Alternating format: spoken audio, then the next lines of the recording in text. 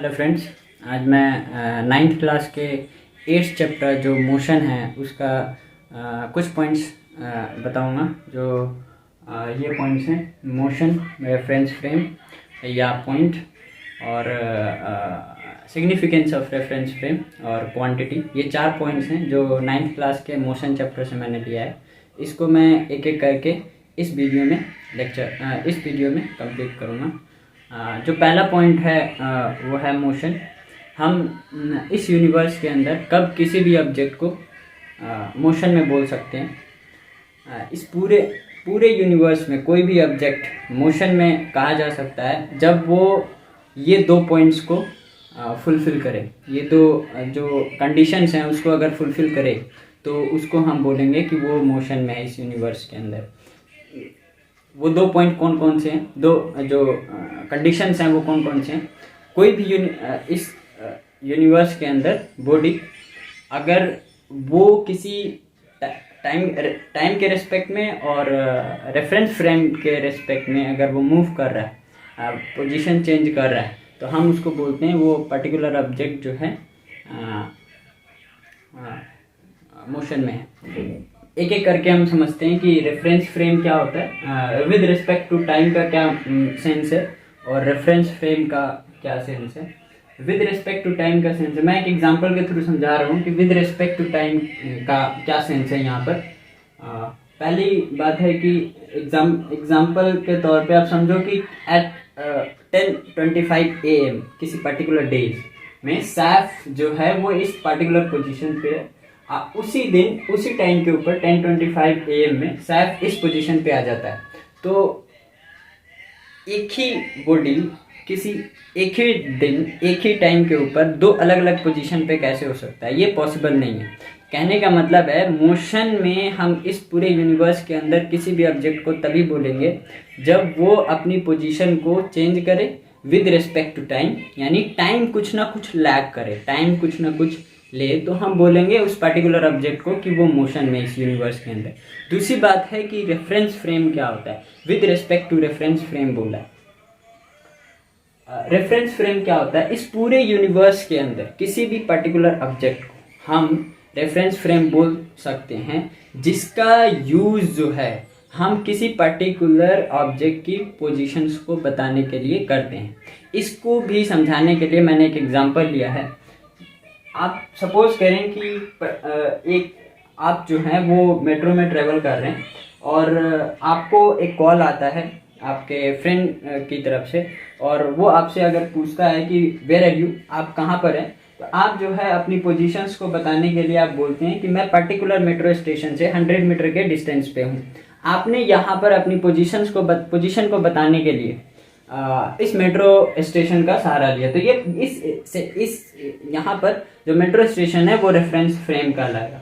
Significance क्या है reference frame का, किसी भी पर्टिकुलर ऑब्जेक्ट को जिसको हमने वो बनाया है, रेफरेंस फ्रेम बनाया, उसका सिग्निफिकेंस क्या है, उससे क्या इंडिकेट होता है। तो ये डिसाइड करता है इस पूरे यूनिवर्स के अंदर कि कोई भी पार्टिकल मोशन में है या रेस्ट में है। इसको मैं एक हाइपोथेटिकल सिचुएशन से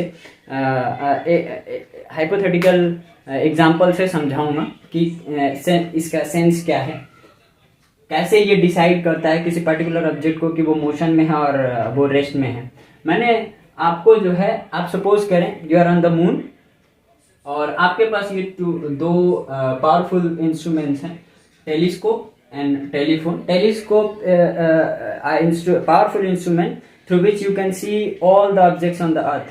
आप अर्थ के ऊपर किसी भी छोटे से छोटे ऑब्जेक्ट को आप देख सकते हो। और दूसरा टेलीफोन, जो आप इंस्टेंटली उससे जो है अर्थ पे कोई भी ऑब्जेक्ट है किसी भी आदमी से आप बात कर सकते हो। दूसरी बात है कि सैफ, मैं जो हूँ वो अर्थ पे हूँ, मैंने आपको कॉल करा, आपसे पूछा इस पर्टिकुलर ऑब्जेक्ट जो मेरे पास में रखा हुआ है, बोतल है, वो टेबल पे रखा हुआ है, रेस्ट पे है यहाँ पर मैं कह रहा हूँ रेस्ट पे, और उससे मैं जब बात करता हूँ वो कहता है कि ये पर्टिकुलर ऑब्जेक्ट किसी मेरे अराउंड जो है घूम रहा है किस पर्टिकुलर वेलोसिटी से। तो मैं एक ही इंस्टेंट पे, एक ही टाइम पे, लेट अस सपोज उस टाइम 9:50 हो रहा है, 9:50 AM पे मैंने उसको बोला है, उसी टाइम पे एक ही दिन एक पार्टिकल रेस्ट में भी हो सकता है और मोशन में भी हो सकता है। ये कैसे पॉसिबल है? तो ये इस तरीके से पॉसिबल है कि ये जो आप हो वो मून पे, आप इस पार्टिकुलर ऑब्जेक्ट की पोजीशंस को बताने के लिए मून को रेफरेंस फ्रेम लेकर के आप उसकी पोजीशन को बता रहे हो और उसके स्टेटस को बता रहे हो कि वो मूव कर रहा है। और मैं जो हूँ वो ये अर्थ के रिस्पेक्ट में, यानी मैं अर्थ पे हूँ तो अर्थ के रिस्पेक्ट में मैं बोल रहा हूँ ये पार्टिकुलर ऑब्जेक्ट जो है वो रेस्ट में है। तो एक ही चीज मैंने जब रेफरेंस फ्रेम बनाया अर्थ को, तो वो ऑब्जेक्ट रेस्ट पे है, और आपने जो है उस ऑब्जेक्ट को, आपने उसी ऑब्जेक्ट के स्टेटस को बताने के लिए रेफरेंस फ्रेम बनाया मून को, तो वो जो है मूव कर रहा है किसी पार्टिकुलर वेलोसिटी से। इस तरीके से हम बोल सकते हैं कि कोई भी ऑब्जेक्ट जो है वो रेफरेंस फ्रेम पे डिपेंड करता है। रेफरेंस फ्रेम डिसाइड करता है कि वो मोशन में है या फिर रेस्ट में है। तो इससे क्या पता चलता है कि मोशन और रेस्ट जो है वो रिलेटिव टर्म्स हैं। कोई भी क्वांटिटी जो होती है वो दो टाइप्स की होती है, वो या तो रिलेटिव होगा या एब्सोल्यूट होगा। रिलेटिव वो होता है जो रेफरेंस फ्रेम के ऊपर डिपेंड करता है। रेफरेंस फ्रेम अगर चेंज करोगे तो उसका आंसर चेंज हो जाएगा। और अगर रिलेटिव और एब्सोल्यूट क्या होता है? एब्सोल्यूट इस यूनिवर्स में वैसे तो कुछ नहीं, आपके लेवल पे जो है एब्सोल्यूट उसको बोलेंगे जो रेफरेंस फ्रेम के ऊपर डिपेंड नहीं करता, जैसे टाइम और मास, वो भी ऐसे चेंज होता है। आपके लेवल पे आप बोल सकते हो कि रेफरेंस मास जो है और टाइम जो है ये चेंज नहीं होता है, ये एब्सोल्यूट चीज होती है।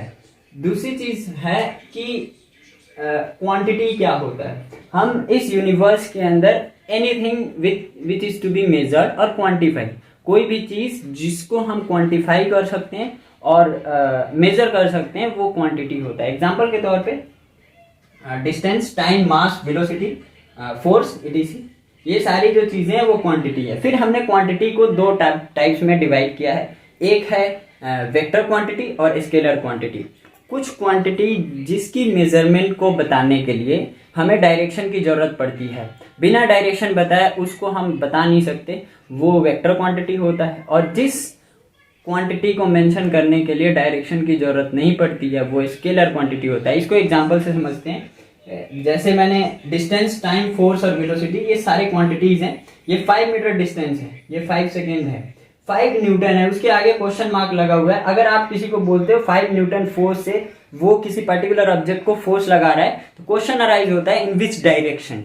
लेकिन अगर टाइम की बात करो तो टाइम 5 सेकेंड अगर कोई बोलता है तो उसके आगे कोई वो नहीं है। बेस मैं बोलूँ कि मैं 5 सेकेंड से जो है लेक्चर दे रहा हूँ, तो इसका मतलब है कि इसमें कोई क्वेश्चन अराइज नहीं हो सकता, कोई डायरेक्शन नहीं होता है इस चीज़ का, इसको बताने के लिए कोई डायरेक्शन की जरूरत नहीं है। लेकिन अगर मैं बोलूँ कि मैं किसी पर्टिकुलर ऑब्जेक्ट को फोर्स लगा रहा हूँ 5 न्यूटन से, तो उसमें ये क्वेश्चन अराइज होता है कि किस डायरेक्शन में फोर्स लगा रहे हो। तो डायरेक्शन, जिस क्वांटिटी को बताने के लिए सिर्फ मैग्नीट्यूड और यूनिट की जरूरत नहीं होती, उसके लिए डायरेक्शन को भी बताना जरूरी होता है। उस डायरेक्शन को कंप्लीटली स्पेसिफाई करने के लिए, उस क्वांटिटी को कंप्लीटली स्पेसिफाई करने के लिए उस क्वांटिटी को हम वेक्टर क्वांटिटी बोलते हैं।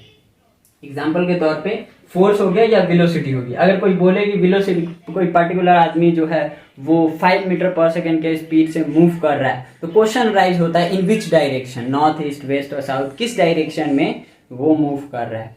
तो एग्जाम्पल के साइन कन्वेंशन क्या होता है, हम यूजुअली जो साइन कन्वेंशन होता है, एक और चीज कि इन साइंस के अंदर जो साइन होता है प्लस और माइनस, इसका सेंस ज्यादा और कम से नहीं होता, ये डायरेक्शन बताने के लिए हम यूज करते हैं।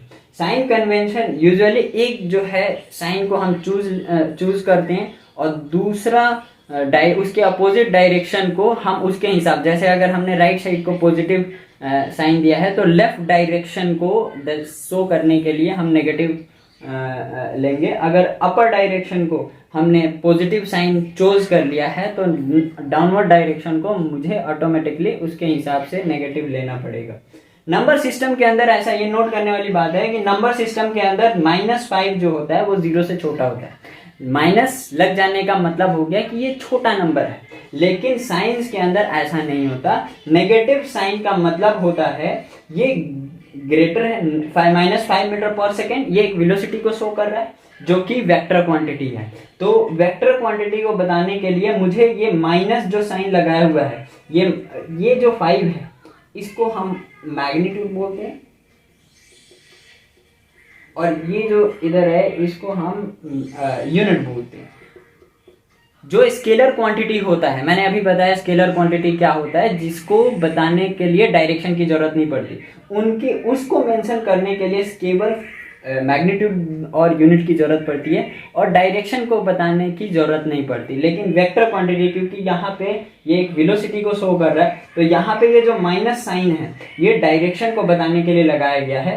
ये इस वजह से, इसका मतलब ये नहीं है कि -5 जो है लेस देन है 3 से, ये -5 मीटर पर सेकेंड बड़ा है 3 मीटर पर सेकेंड से, क्योंकि ये बस इतना माइनस साइन बस इतना बता रहा है कि ये 3 मीटर पर सेकेंड अगर लेफ्ट डायरेक्शन में है तो ये राइट डायरेक्शन में होगा।